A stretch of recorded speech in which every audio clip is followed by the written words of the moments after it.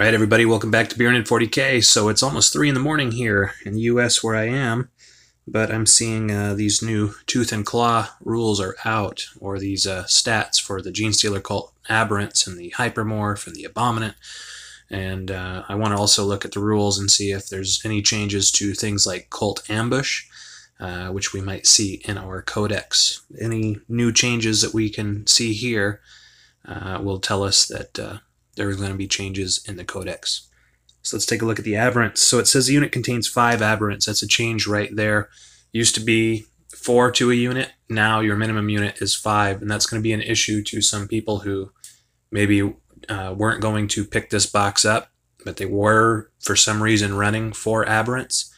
You're going to need to pick up another one to run your aberrants legally now, because the minimum is 5 to the unit. I guess you could do an understrength unit. You could run it that way, an auxiliary detachment, and run 4 aberrants that way if you're really set on just using 4. I don't really know who was actually just running 4 anyway. I've never really seen that. I think that if people were going out of their way to buy on eBay or something like that, they already had the overkill box and were picking up 4 more to make a bigger unit than the minimum anyway, if they were going to run aberrants. But so let's take a look here and see. So the heavy improvised weapon, I already looked at the points. This is 10 points for this heavy improvised weapon. This is what's available to the hypermorph. So basically the hypermorph is like a sergeant for the aberrants. And so for every 5, you can replace 1 aberrant with a hypermorph. So let's see here. So heavy improvised weapon. Strength times 2, AP minus 1, damage 2. Make 2 hit rolls for each attack made with this weapon. Instead of 1. That's pretty neat. Oh, but when attacking with this weapon, you must subtract 1 from the hit roll. Interesting. It's kind of late. I'm trying to wrap my mind around that. So hypermorph tail. I guess the hypermorph, maybe they're taking some inspiration from Carnifex or something, but they have the 3 attacks base. It's actually 4 attacks, because each time that the hypermorph fights, they can make 1 additional attack with that weapon's profile, the hypermorph tail. So you will have 3 attacks with the weapon of your choice that you put on your hypermorph, and then 1 more with this tail, which is going to be strength 5, AP minus 1, damage 1. So power hammer. There's nothing different here with the power hammer. With the power pick, there is a difference. It's got the same profile except for where it says abilities. So with the power pick now, for each attack that you make with a power pick, you can also make one with the aberrant's rending claws. So that's pretty cool, because now, you know, they're at 2 attacks standard, or on the hypermorph 3 attacks. I don't know if you can equip a power pick on a hypermorph. I have to look at these rules a little closer. But what you're doing basically is doubling the amount of attacks now.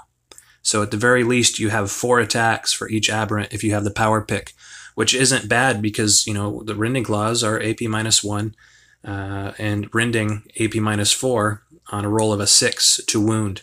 So you almost have a gene stealer, almost. You're 1 attack shy of a gene stealer for free with that power pick. So it's pretty neat, I think. I'm liking power picks a lot more than I was before, and I'm wondering if people are going to start bringing them more often now. So let's see. Cult ambush, bestial vigor, blah, blah, blah. That's the same. Unquestioning loyalty is the same. So let's move on now. Let's look at this abominant model. So the abominant is a single model armed with a rending claw, power sledgehammer, guided by the mindworm familiar. Oh yeah, I was wondering about this mindworm familiar. I'm wondering what it does, other than it was teased that it gives enemy psychers a hard time. So let's see here. Mindworm familiar. Subtract 1 from psychic tests for psychers that are within 12 inches of the abominants, and Tyranid psychers are not affected. So they're not granting any psychic abilities to the abominant. It's just a debuff for the enemy. So at regenerative flesh at the start of each of your turn, the model regains D3 lost wounds. Whoo, that is huge. Wow, this guy is going to be a beast. Forgot about that. I think that they teased that a little bit in the last little bit that came out for this. And then the chosen one, each unmodified hit roll of a 6 made in the fight phase for friendly aberrant units within 6 inches of this model scores 2 hits instead of 1. Again, the power picks are just looking better and better, in my opinion, if you're running these. They're going to be expensive, guys. The points profiles are the exact same. I'm not expecting any changes to that. I looked through it already, but again, it is late, but I didn't notice any changes there. So let's see, this power sledgehammer, strength times 2, so you're looking at strength 12, AP minus 3, and then damage D6 with a minimum of 3. So that's pretty good. This guy's like a little bloodthirster. I think one person put that in one of the comments of my videos. So very neat. Excited for these guys. I'll have to see. I think they're 80 points, which isn't too bad. I think it's 76 points for a Primus. So, you know, not too bad on cost there, except for that the Abominant isn't given the Cult Ambush buffs. But man, he's going to be a beast in combat. All right, so let's look at Cult Ambush. Let's see if there's anything different here. I'm hoping to get a spy into things that might be happening in our Codex when that comes out. So let's see. Yes, you can still take, if you're going to do Cult Ambush, you can take an HQ, same as before. You take the HQ, Cult Ambush them. You can take a unit with it that also has Cult Ambush. So let's look at these. These are all the same. All right, so no hints for changes in our Codex here. And let's continue on. Let's look at the points. So aberrants, again, your minimum model per unit now is 5 instead of 4, which it was before. But the points are the same. The Abominant, 80 points. So if you're talking about spamming, I mean, you could do just Vanguard detachments like I do with the Gene Stealers and take nothing but Abominants and Aberrants if you wanted to. That would just be disgusting. So let's see. Acolyte Icon Ward 53, that's the same. Metamorphs 5 to 10 at 13, that's the same. And Pure Strain Gene Stealers 5 to 20 at 15 points, that's the same. We're more expensive in the Gene Stealer Cult Index right now. I was hoping that it would go down in the Codex, but we cost more than the Tyranid Gene Stealers and the Gene Stealer Cult because we have that Cult Ambush shenanigans. So let's look at this. Familiar Clause. Oh yeah, I didn't look at the familiar stats. I'm sorry about that, guys. Let's go back really quick. Look at this familiar clause. Okay, after model guided by a Mindworm Familiar makes its close combat attacks, you can also attack with the Familiar. Make 2 additional attacks using this weapon's profile. So it's like how the Familiars were in 7th edition. So it doesn't have any really, you know, you can't kill it. It's just there. I would probably, if I end up picking these guys up, which I'm pretty sure I will, I'm going to end up putting mine on separate bases because I think there were people that were gluing the Familiars to the bases of the Patriarchs and Magus before, and they kind of got burned because in the switch from 7th to 8th edition, they gave those models a profile, and it wasn't just basically like a counter or something. So if people were treating them like terrain or base decoration, and then all of a sudden they needed to have that model represented. So the same thing's kind of going on here. The Abominant coming with this Mindworm Familiar, someday he might need that Mindworm Familiar to be counted as a separate model that can be slain, basically. So just something to keep in mind there. You might want to put him on his own base. All right, so Aberrants, we looked at that. Let's look at these points one more time.